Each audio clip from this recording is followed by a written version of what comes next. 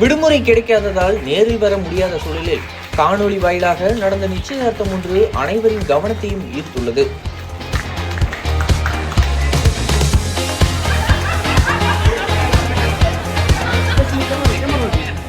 பெங்களூரு தெற்கு மாவட்டம் மாகடியைச் சேர்ந்த சுகாஸ் தற்போது கனடாவில் வேலை செய்து வருகிறார். இவருக்கும் உடுப்பியைச் சேர்ந்த மேகா என்பவருக்கும் திருமணம் நிச்சயிக்கப்பட்டிருந்தது. இதற்காக உடுப்பியில் உள்ள சரஸ்வதி சபா பவனில் பாரம்பரிய முறையில் நிச்சயதார்த்த விழா நடத்த இரு வீட்டினரும் ஏற்பாடுகளை செய்திருந்தனர். ஆனால் மணமகன் சுகாசுக்கு வேலை காரணமாக விடுமுறை கிடைக்காததால் இந்தியா வர முடியாத நிலை ஏற்பட்டது. இதனால் நிச்சயதார்த்தத்தை ஒத்திவைப்பதா அல்லது மாற்று ஏற்பாடு செய்வதா என்ற குழப்பத்தில் இரு குடும்பத்தினரும் இருந்தனர். இறுதியாக காணொலி மூலமாக நிச்சயதார்த்தத்தை நடத்த முடிவு செய்யப்பட்டது. இதையடுத்து சரஸ்வதி சபா பவனில் பெரிய LED திரை அமைக்கப்பட்டு காணொலி அழைப்பிற்கான தொழில்நுட்ப ஏற்பாடுகள் செய்யப்பட்டன.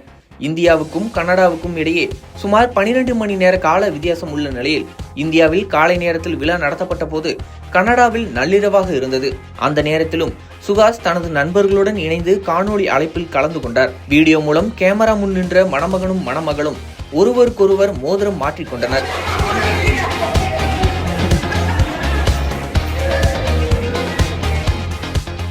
இதனைத் தொடர்ந்து உடுப்பியில் கூடியிருந்த உறவினர்கள் மற்றும் குடும்பத்தினர் இருவருக்கும் அட்சதை தூவி ஆசிர்வதித்தனர்.